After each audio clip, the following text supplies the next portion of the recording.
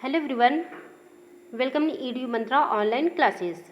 तो चलिए आज मैं आप सभी को अपनी आज की इस वीडियो के माध्यम से सीबीएसई हिंदी क्लास 9th के क्षितिज भाग 1 की पुस्तक में कवि सर्वेश्वर दयाल सक्सेना जी के जीवन परिचय एवं इनके द्वारा लिखी गई रचनाओं आदि के बारे में बताऊंगी। और इसके अतिरिक्त मैं आपको इनके काव्यगत विशेषताओं व भाषा शैली के बारे में भी बताने वाली हूँ। तो चलिए शुरू करती हूँ। और शुरू करने से पहले यदि आपने मेरे इस चैनल को सब्सक्राइब न किया हो तो सब्सक्राइब अवश्य कर लें और सब्सक्राइब वाले बटन में जाकर बेल आइकन्स को जरूर दबा दें, ताकि आगे मैं अपनी जितनी भी वीडियो को अपडेट करूँ उन सभी की नोटिफिकेशन आपको भी मिल सके और आप भी उसका लाभ उठा सकें। तो जैसा कि आप यहाँ स्क्रीन में देख रहे होंगे, यहाँ पर कवि सर्वेश्वर दयाल सक्सेना जी का जीवन परिचय एवं इनकी रचनाओं आदि के बारे में दिया गया है। तो जैसा कि सर्वेश्वर दयाल सक्सेना जी का जन्म उत्तर प्रदेश के बस्ती जिले में सन 1927 को हुआ था। यानी कि यहाँ आपको बता दूं कि इनका जो जन्म है वो 15 सितंबर सन 1927 ईस्वी को उत्तर प्रदेश के बस्ती जिले के एक साधारण परिवार में हुआ था। और इनके पिता का नाम विश्वेश्वर दयाल सक्सेना था और इनका एक छोटा भाई जिसका नाम श्रीधेश्वर व एक छोटी बहन जिसका नाम यशोदा था। और इनकी पत्नी का नाम विमला देवी था, जिनकी 2 बेटियां थीं। और कहा जाता है कि इनकी मां और इनकी पत्नी की मृत्यु हो जाने पर दोनों बेटियों का लालन पालन इनकी बहन यशोदा जी ने ही किया था। ठीक है। और आगे जैसे कि इन्होंने इलाहाबाद विश्वविद्यालय से उच्च शिक्षा ग्रहण की और आरंभ में इन्हें आजीविका हेतु काफ़ी संघर्ष भी करना पड़ा। और बाद में ये दिनमान जो सन 1965 में साप्ताहिक के उपसंपादक एवं चर्चित बाल पत्रिका पराग के संपादक बने तथा सन 1983 में इनका आकस्मिक निधन हो गया। यानी कि 24 सितंबर सन 1983 को नई दिल्ली में इनकी मृत्यु हो गई थी। ठीक है।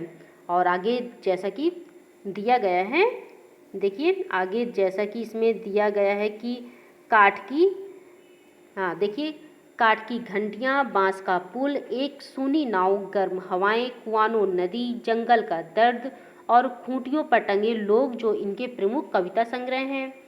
और जैसे कि नई कविता के प्रमुख कवि सर्वेश्वर दयाल सक्सेना ने अपनी इन कविताओं के अतिरिक्त उपन्यास, नाटक, कहानी, निबंध एवं प्रचुर मात्रा में बाल साहित्य भी लिखा है। और जैसे कि दिनमान में प्रकाशित चर्चे और चरखे स्तंभ के लिए सर्वेश्वर जी बहुत ही चर्चित रहे हैं। और इसके अलावा जैसे कि बकरी, सोया हुआ जल, पागल, कुत्तों का मसीहा जो इनकी अन्य उल्लेखनीय रचनाएं हैं। ठीक है। और इन्हें साहित्य अकादमी पुरस्कार से सम्मानित भी किया गया है। और इसके अतिरिक्त कहा जाता है कि ये तीसरे शतक के मध्यवर्ग महत्वपूर्ण कवियों में से एक हैं।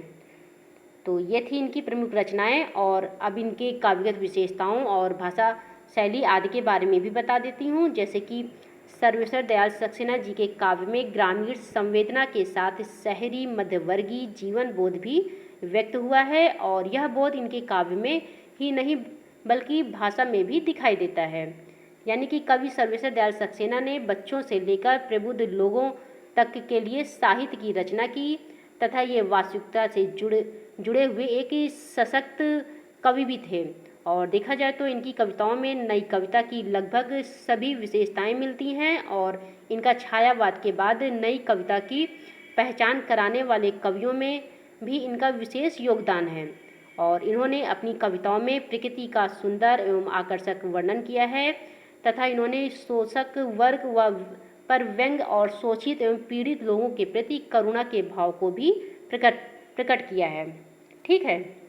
और आगे ने इनके भाषा शैली के बारे में बताया गया है कि सर्वेश्वर दयाल सक्सेना जी के भाषा सहज एवं लोक की महक लिए हुए है। यानी कि सर्वेश्वर दयाल सक्सेना की भाषा अत्यंत सरल, सहज एवं रुचिकर है। और इनके काव्य की विशेषता भी सामान्य बोलचाल की भाषा रही है तथा इन्होंने तत्सम शब्दों का सार्थक एवं सटीक प्रयोग किया है। और इसके अतिरिक्त इनकी बिंब योजना बहुत ही सजीव एवं सार्थक है। और ये नवीन प्रतीकों का प्रयोग करने में भी सिद्धहस्त हैं। तो इस प्रकार हम कह सकते हैं कि कवि सर्वेश्वर दयाल सक्सेना जी का व्यक्तित्व वस्तुतः एक रचनात्मक उत्तेजना से भरा था। और इन्होंने अपनी कविता, कहानी, नाटक या पत्रकारिता के हर मोर्चे पर डटे रहे। और देखा जाए तो इन्होंने अपनी एक अलग पहचान भी बनाई है। यानी कि इतनी ऊंचाई पाने के बाद एक ख़ास बात उनमें यह मौजूद थी कि ये अंत तक एक आम आदमी की तरह ही जिए हैं। और कहा जाता है कि ये खुद भी कहते थे कि मैं किसी राजनीतिक दल का सदस्य नहीं हूँ, क्योंकि कोई भी राजनीतिक दल इनकी राजनीतिक दल आम आदमी के साथ नहीं है। और कहते हैं कि मैं साधारण हूँ और साधारण रहना चाहता हूँ, मैं आतंक बनकर छाना नहीं चाहता। यानी कि कुल मिलाकर सर्वेश्वर दयाल सक्सेना जी का समूचा व्यक्तित्व एवं कृतित्व इनके तेजस्विता से भरा हुआ है, अर्थात ये एक विचारशील एवं संवेदनशील व्यक्ति थे। ठीक है, तो ये रहा कवि सर्वेश्वर दयाल सक्सेना जी का जीवन परिचय, इनकी रचनाएं और काव्यगत विशेषताएं व भाषा शैली।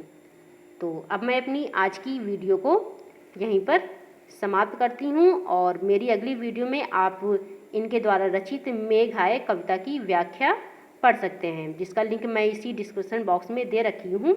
आप चाहें तो यहाँ जाकर भी पढ़ सकते हैं और इसके अतिरिक्त इनकी और भी जानकारी ले सकते हैं। तो स्टूडेंट्स, यदि आप सभी को मेरी आज की यह वीडियो अच्छी लगी हो तो इसे लाइक करें, सब्सक्राइब करें और अपने मित्रों को भी शेयर करें। Thank you.